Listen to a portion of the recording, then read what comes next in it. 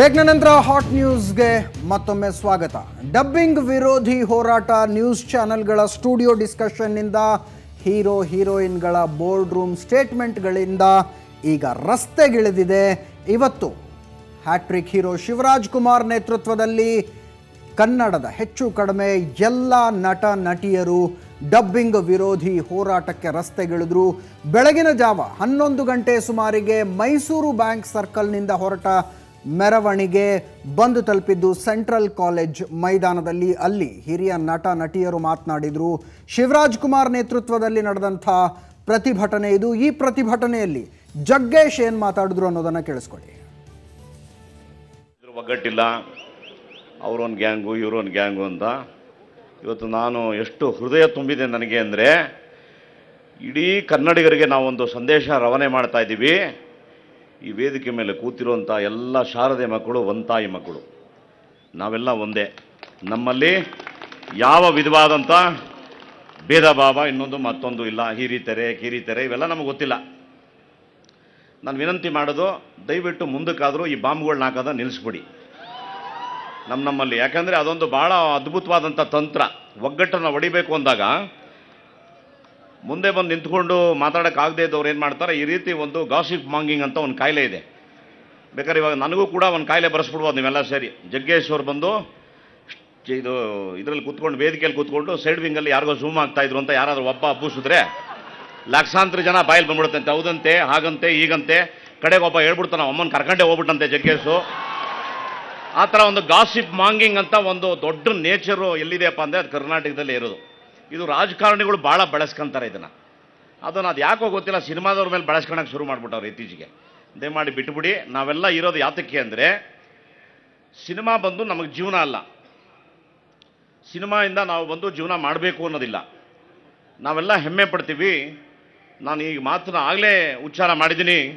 ಸುಮಾರು 30 ವರ್ಷ ನಮಗೆ ಊಟ ಹಾಕಿದ್ರಿ. ನಾವೆಲ್ಲ ಭಿಕ್ಷುಕರ ಥರ ಬಂದ್ರಿ.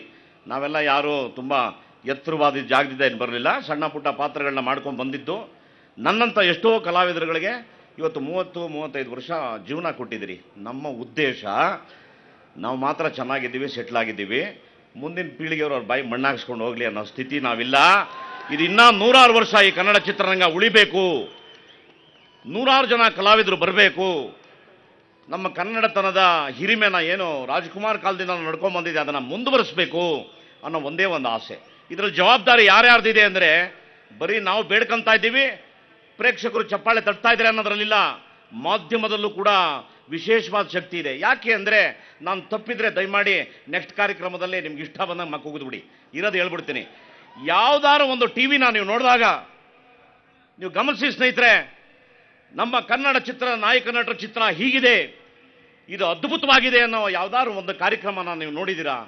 ನೀವು ನೋಡೋದೆಲ್ಲ ಏನಪ್ಪ ಅಂದರೆ, ತೆಲುಗುನಲ್ಲಿ ನೋಡಿ NT ರಾಮರಾವ್ ಅವ್ರ ಮೊಮ್ಮಗ ಏನು ಉದ್ದ ಅವನೇ, ಏನು ಎತ್ತರ ಅವನೇ, ಅವನು 100 crores ಕೊಟ್ಟಾಬಿಟ್ಟೈತೆ ಆಚೆಗೆ. ತಮಿಳಲ್ಲಿ ನೋಡು, ಸೂರ್ಯ ಹಿಂಗವನೇ ಹಂಗವನೇ. ಯಾಕ್ರಪ್ಪ ನಮ್ಮ ಕನ್ನಡದ ಮಕ್ಕಳು ಕೊಟ್ಟಿಲ್ವಾ 30 ಕೋಟಿ, 20 ಕೋಟಿ, 10 ಕೋಟಿ? ಹೇಳ್ರಿ ಅವ್ರ ಬಗ್ಗೆ ನಿರಂತರವಾಗಿ, ಹೇಳಿ ಅವ್ರ ಬಗ್ಗೆ ನಿರಂತರವಾಗಿ. ತಟ್ಟಿ ಪೂಜಾನ ಅವ್ರದ್ದು. ನಾವು ನಿಜವಾಗ್ಲೂ ನನ್ನ ನೋವಾಗುವಂಥ ವಿಚಾರ ಏನು ಅಂದರೆ, ನಮಗೆ ಶತ್ರುಗಳು ಎಲ್ಲೂ ಇಲ್ಲಪ್ಪ, ನಮ್ಮ ಜೊತೆನೇ ಇದ್ದಾರೆ. ನಮ್ಮವರೇ ನಮ್ಮ ಕಾಲೆಳಿತಾರೆ. ದಯಮಾಡಿ ನನ್ನ ಬಿಟ್ಬಿಡಿ. ನೆನ್ನೆನೋ ಮೊನ್ನೆನೋ 2 ಚಿತ್ರ ಮಾಡಿಬಿಟ್ಟು ಒಬ್ಬ ಹುಡುಗ 7 ವರ್ಷ ಪಬ್ಲಿಸಿಟಿ ತಗೊಂಡ. 2 ಮಾಡಿದ್ದವನು. ಬುಟಾ ಬುಲೆಟಿನ್ ಅದೇನೋ ಗೊತ್ತಿಲ್ಲ ಜನರಿಗೆ, ಅದೇನು ಪ್ರೀತಿನೋ ಮಾಧ್ಯಮದವರು ಅವನ ಬಗ್ಗೆ ಗೀಚ್ ಇಷ್ಟುದ ಬರೆದ್ಬಿಟ್ರು. ಈಗ ಅವನು, ನಾನು ಡಬ್ಬಿಂಗ್ ಪರವಾಗೇ ಇದ್ದೀನಿ, ಯಾಕೆಂದರೆ ನಾನು 28 ವರ್ಷ ಸರ್ವಿಸಲ್ಲಿ ಅದೇನೋ ಸರ್ವೆ ಮಾಡಿಬಿಟ್ಟಿದ್ದೀನಿ ಅಂದ. ಅವನಿಗೆ 38 ವರ್ಷ. 28 ವರ್ಷ ಕಳೆದ್ರೆ 10 ವರ್ಷದ ಹುಡುಗನಿಂದ ಮಾಡ್ತಿದ್ದ ಅವನು. ನನಗೆ ಅರ್ಥವೇ ಆಗ್ತಾ ಇಲ್ಲ. ಅದಕ್ಕೆ ನಾನು ಯಾರಿಗೋ ಕೇಳಿದೆ ಮೊನ್ನೆ, ಕನಕಪುರದವ್ರಿಗೆ, ಏನಾಯ್ತು ಪಾಪ ಅವ್ರಿಗೆ ಅಂದೆ. ಇಲ್ಲ, ಸಣ್ಣ ವಯಸ್ಸಲ್ಲಿ ಕೆಳಗೆ ಬಿದ್ದುಬಿಟ್ಟು ತಲೆಗೆ ಏಟು ಬಿದ್ದುಬಿಟ್ಟಿತ್ತು ಅವ್ರಿಗೆ, ಹಂಗೆ ಮಾತಾಡ್ತಾರೆ ಅಂದರು. ದಯಮಾಡಿ ಅವ್ರಿಗೂ ಕೂಡ ನಾನು ವಿನಂತಿ ಮಾಡ್ತೀನಿ, ನೀವು ನಮ್ಮನೆ ಮಗ ರೀ, ನೀವು ನಮ್ಮನೆ ಮಗ, ನೀನು ಕನ್ನಡದವನು, ನೀನೇ ಯಾಕಯ್ಯ ನಮ್ಮನೆಗೆ ಬೆಂಕಿ ಇಡೋ ಮಾತಾಡ್ತಿದ್ಯಾ? ದಯವಿಟ್ಟು ಮಾತಾಡಬೇಡಿ.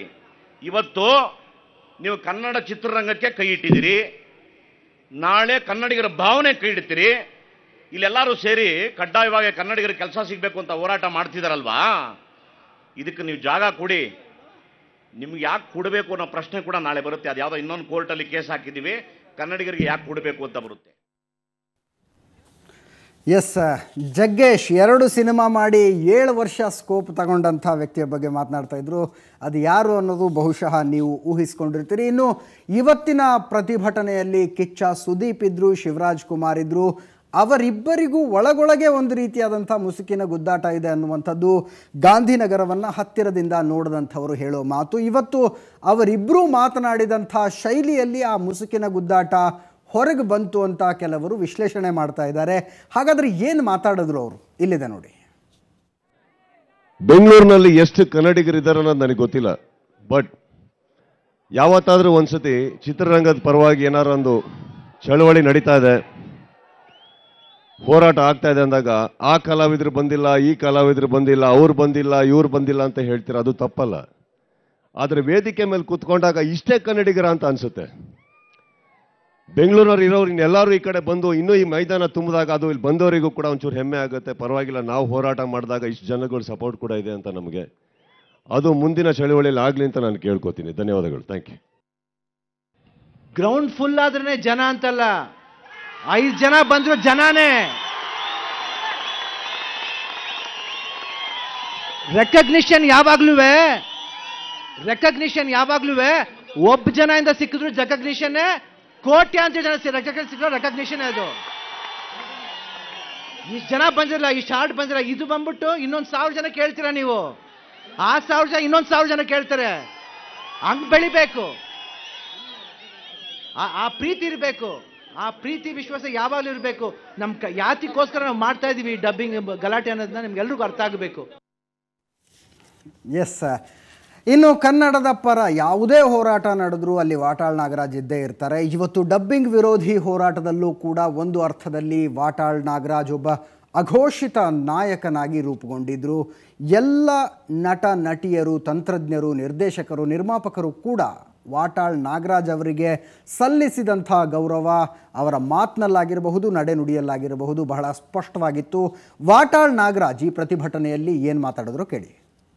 ಮಹಾರಾಷ್ಟ್ರದಲ್ಲಿ 3 ತಿಂಗಳು ನೋಡಿ ಕನ್ನಡದಲ್ಲಿ ಹಾಕಿ, ಉತ್ತರ ಪ್ರದೇಶ 3 ತಿಂಗಳು ನೋಡ್ಲಿ ಕನ್ನಡದಲ್ಲಿ ಹಾಕಿ. ಅಲ್ಲಿ ಹಾಕಲಿಲ್ಲ.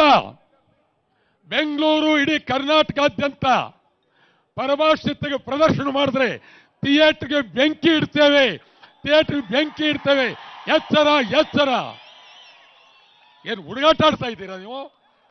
ಏನ್ ತಿಳ್ಕೊಂಡಿದ್ದೀರಿ? ರಾಜ್ಯದಲ್ಲಿ ವರ್ಷಗಟ್ಟಲೆ ಜೈಲ್ಗೆ ಹೋದ್ರೂ ಚಿಂತೆ ಇಲ್ಲ. ಈ ರಾಜ್ಯ ಕನ್ನಡಕ್ಕಾಗಿ, ಕನ್ನಡದ ನಾಡಿಗಾಗಿ, ಕನ್ನಡದ ನುಡಿಗಾಗಿ, ಕರ್ನಾಟಕಕ್ಕಾಗಿ. ಅದನ್ನು ಬಿಟ್ಟು ಬೇರೆ ಪ್ರಶ್ನೆ ಇಲ್ವೇ ಇಲ್ಲ. ನಾ ಚಾಲೆಂಜ್ ಮಾಡ್ತೀನಿ, ಅಮಿತಾಬ್ ಬಚ್ಚನ್ ತಾಕತ್ತಿದ್ರೆ ಬನ್ರಿ ಕನ್ನಡದಲ್ಲಿ ಮಾತಾಡ್ತೀರೇನ್ರಿ? ಬನ್ರಿ ಮಾತಾಡಿ.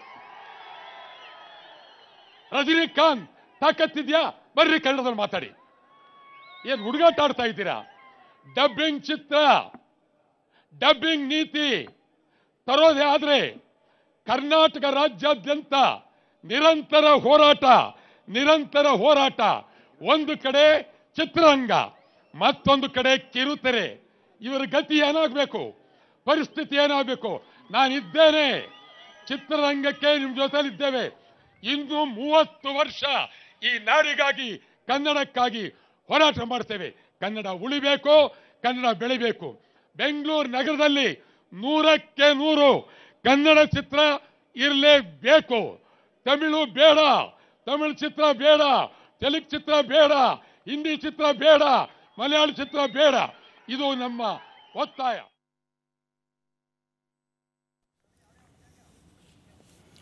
ಎಸ್, ಹಾಟ್ ನ್ಯೂಸ್ನಲ್ಲಿ ಇನ್ನೊಂದು ಸಣ್ಣ ಬ್ರೇಕ್ನ ಸಮಯ ಆಗಿದೆ. ಬ್ರೇಕ್ನ ನಂತರ ಒಂದು ತುಂಬಾ ದೊಡ್ಡ ಸ್ಟೋರಿಯನ್ನ ಬ್ರೇಕ್ ಮಾಡ್ತಾ ಇದ್ದೀವಿ. 60 ಕೋಟಿ ರೂಪಾಯಿಯ ಅವ್ಯವಹಾರದ ತನಿಖೆಯಲ್ಲಿ ಸಿಐಡಿ ಮಾಡಿದ್ದೇನು?